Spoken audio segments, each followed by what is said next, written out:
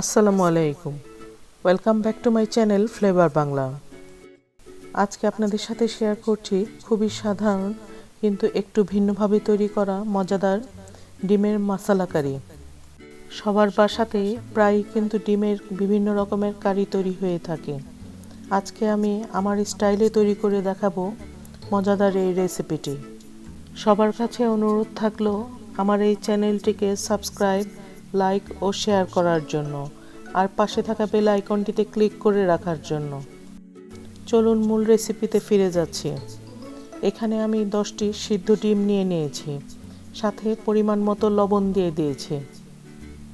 তারপর এখানে 4/1 চা চামচ মরিচ গুঁড়া ও 4/1 চা চামচ হলুদ গুঁড়া দিয়ে খুব ভালো করে মিলিয়ে নিচ্ছি।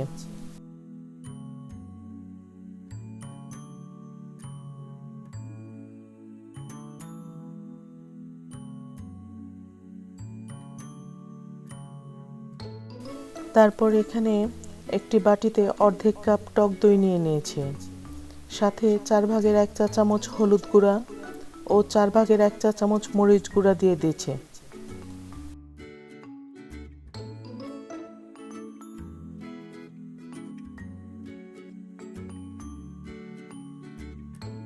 এবার এখানে 1 চা চামচ কাশ্মীরি চিলি পাউডার দিয়ে দিচ্ছি। তারপর এখানে 4/1 চা চামচ জিরা গুঁড়া দিয়ে দিচ্ছি, সাথে 4/1 চা চামচ গরম মশলার গুঁড়া দিয়ে দিচ্ছি। এই গরম মশলাটি আমার নিজের তৈরি করা। আই বাটনে এবং ডেসক্রিপশন বক্সে আমি লিংক দিয়ে রাখবো, আপনারা দেখে নিতে পারবেন। এই গরম মশলার গুঁড়া দিয়েই আমি বিভিন্ন রকমের শাহী খাবার তৈরি করে থাকি। তারপর একটি কড়াইতে 4/1 কাপ তেল দিয়ে দিচ্ছি। তেলটি গরম হওয়ার পর আগে থেকে মাখিয়ে রাখা ডিমগুলো দিয়ে হালকা করে ভেজে নিচ্ছি। ডিমগুলো ভাজা হয়ে গেলে ওই তেলের মধ্যে 4/1 চা চামচ আস্ত জিরা দিয়ে ফোড়ন দিয়ে নিচ্ছি। আমার চ্যানেলে বিভিন্ন রকমের আকর্ষণীয় রেসিপিগুলো আপলোড করা আছে। চ্যানেলে যে প্লেলিস্টে বা ভিডিও অপশনে যে ঘুরে আসতে পারেন। আশা করছি প্রতিটি রেসিপি আপনাদের কাছে ভালো লাগবে। এই পর্যায়ে আমি 4টি কাঁচামরিচ দিয়ে দিচ্ছি। তারপর কড়াইতে আরও 4/1 কাপ তেল দিয়ে দিচ্ছি। এবার এখানে অর্ধেক কাপ পেঁয়াজ কুচি দিয়ে একটু ভালো করে ভেজে নিচ্ছি। পেঁয়াজটি মিডিয়াম টু লো হিটে ভেজে নিচ্ছি। এরই মধ্যে ডিমগুলো যে ভেজে নিয়েছিলাম একটু ঠান্ডা হওয়ার পর এইরকম এগ কাটার দিয়ে ডিমটিতে দাগ কেটে নিচ্ছি। এটা জাস্ট কিছুটা সৌন্দর্যের জন্য আমি এভাবে ডিমগুলো কেটে নিচ্ছি। 3/1 ভাগ কিন্তু চাপ দিয়ে তারপর কেটে নিতে হবে, বেশিটা চাপ দেওয়া যাবে না। আর এই মেশিনটা যদি আপনাদের কাছে না থেকে থাকে তাহলে আপনারা চাইলে ছুরি দিয়েও কিন্তু এরকম দাগ কেটে নিতে পারবেন। পেঁয়াজ যখন হালকা সোনালি রঙের ভাজা হয়ে যাবে তখনই অর্ধেক কাপ পেঁয়াজ বাটা দিয়ে দিচ্ছি। মিডিয়াম টু লো হিটে পেঁয়াজগুলো ভালোভাবে কষিয়ে নিচ্ছি। আমার চ্যানেল থেকে আমি সবসময় চেষ্টা করি মজাদার, আকর্ষণীয় ও সহজ রেসিপিগুলো আপনাদের সাথে শেয়ার করার জন্য। আপনাদের কাছে অনুরোধ থাকবে চ্যানেলটি কিন্তু সাবস্ক্রাইব করতে ভুলে যাবেন না, এবং কমেন্ট বক্সে কমেন্ট করে জানাবেন আপনার আজকের রেসিপিটি কেমন লাগলো। এখানে আমি 1 চা চামচ আদা রসুন বাটা দিয়ে একটু ভেজে নিচ্ছি। তারপর সামান্য একটু পানি দিয়ে দিচ্ছি।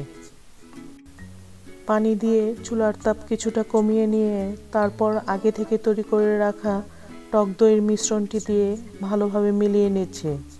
এই সময় কিন্তু চুলার তাপ একেবারেই লো হিটে থাকবে এবং পানি দেওয়ার ফলে এখানে টেম্পারেচার কম হতে হবে। তারপরই দইটি ব্যবহার করতে হবে, তা না হলে কিন্তু দই ফেটে যাওয়ার সম্ভাবনা থাকে। এখানে আমি 1 টেবিল চামচ টমেটো পেস্ট দিয়ে দিচ্ছি।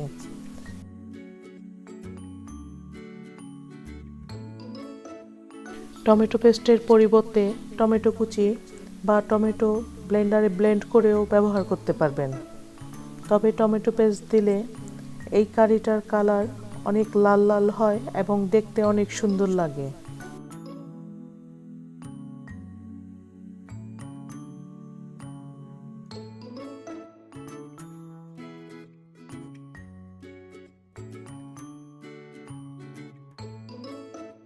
এবার টক দই ও টমেটোর টকটিকে ব্যালেন্স করার জন্য 1 চা চামচ চিনি দিয়ে দিয়েছি।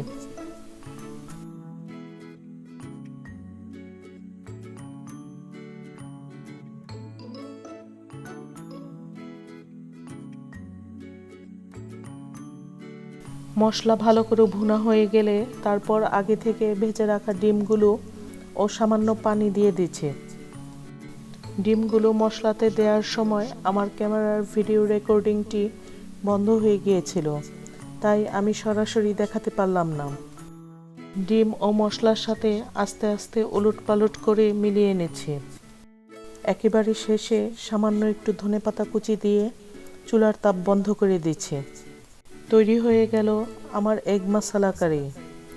এই এগ মশালা কারি ভাত, পোলাও, খিচুড়ি, রুটি, পরোটা যে কোনো কিছুর সাথেই কিন্তু পরিবেশন করা যাবে।